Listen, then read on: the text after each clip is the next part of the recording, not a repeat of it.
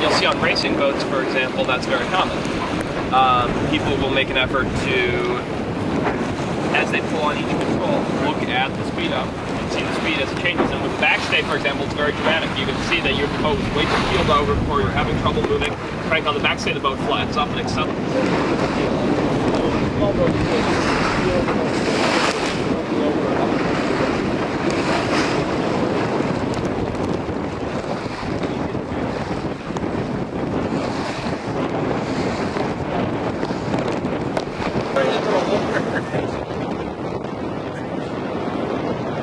All right, whenever you're ready. Ready? Ready.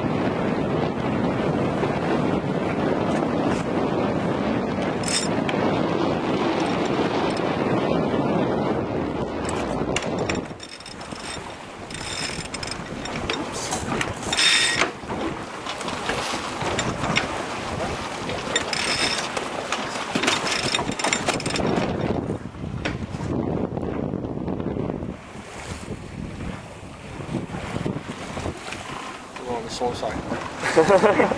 Hey.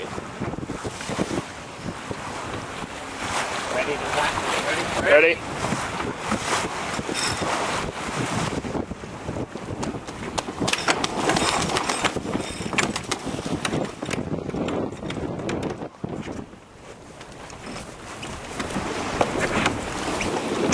That's not on tape. Oh, it is. Very nice. Got some good breeze now.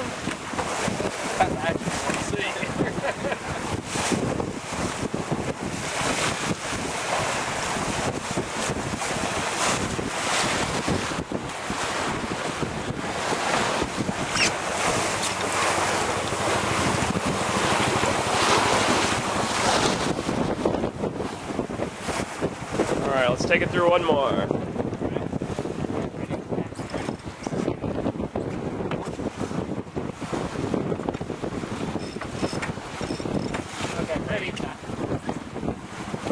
Nice and smoothly, just take your time.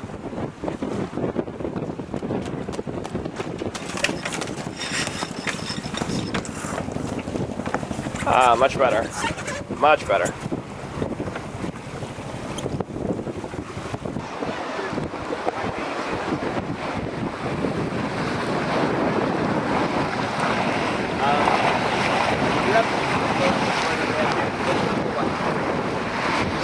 Talking about quickly getting out of someone's way, the faster going behind them will get us out of the road quickly. Sorry, so that kind of sail configuration, basically, Chris, the Genoa there, that's what you're talking about, is the big Genoa. Honestly, in this breeze, they shouldn't have a Genoa up. You can see every time they try and trim it in, they just get laid way over, so that's too much sail for them. But basically, on a small little boat like that, a boat's power is basically rated on what we call sail area to displacement. So the more square foot of sail you have and the lighter your boat is, the faster you'll go.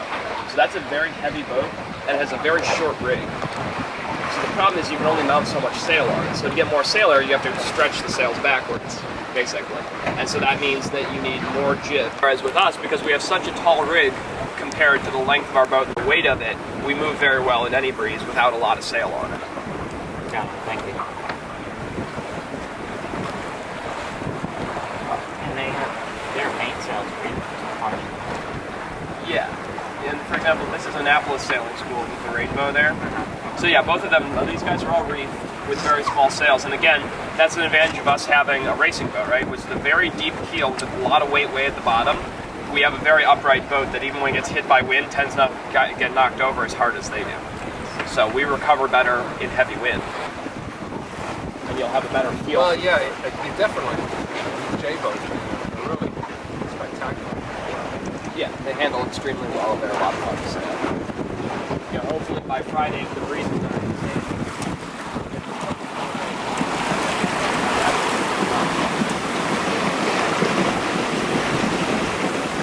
Zero. And we're stuck right out here. So Jeff comes out in that boat and tows us in. So what's worthwhile thinking about then is what is a safe way to secure a towing line so that it's secured to a strong part of the boat that's not going to get ripped out. So we can't just tie it around a stanchion, right? And you can imagine if we tied the full weight of the boat around one of those stanchions, you just rip it right out. What do you clean something front end. So certainly a cleat at the front works very well, or not all boats have that bow cleat. So if you don't have that bow cleat, a great place to tie it is around the base of the mast. Oh. If you take it around, if you take a towing line around the mast, right on the cabin top. Remember, the mast is actually anchored down into the bottom of the boat. You've got these big machines like the shrouds. So it's a pretty tough anchorage. And it'll really hold you nicely. It's a pretty good option.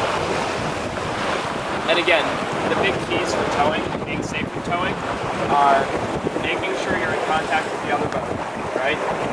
Because let's say, and I've seen and heard this happening, a powerboat's towing you. They're not thinking about the fact that your mast goes up 40 feet. Yeah. If they tow you under a bridge, they tow you under some power lines, they tow you, somewhere where you're not meant to go, or they tow you off into a shoal. Any of that stuff can happen. And if you're not in contact with them, if they're just going along, their music's blaring, their motor's making a lot of noise, they can very easily run you into something.